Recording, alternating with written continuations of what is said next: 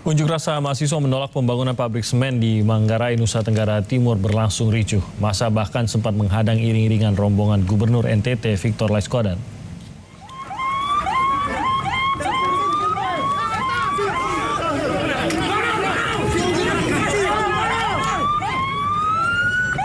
Kericuhan terjadi antara mahasiswa pengunjuk rasa dengan polisi di perbatasan antara Kabupaten Manggarai dan Kabupaten Manggarai Timur.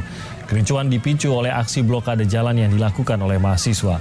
Blokade jalan dilakukan untuk menyampaikan aspirasi mereka kepada Gubernur NTT. Massa juga menghadang iring-iringan mobil Gubernur NTT Victor Laiskodat yang melintasi kawasan ini.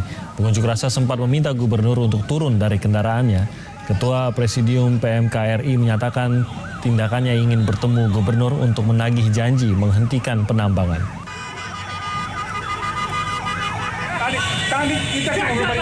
Di lokasi lainnya, saudara, unjuk rasa yang berujung ricuh juga terjadi di Indramayu, Jawa Barat. Kericuhan terjadi antara buruh PT Pertamina Balongan Kabupaten Indramayu dengan petugas keamanan di area parkir kendaraan. Para buruh menuntut tunjangan hari raya atau THR yang hingga kini belum mereka terima.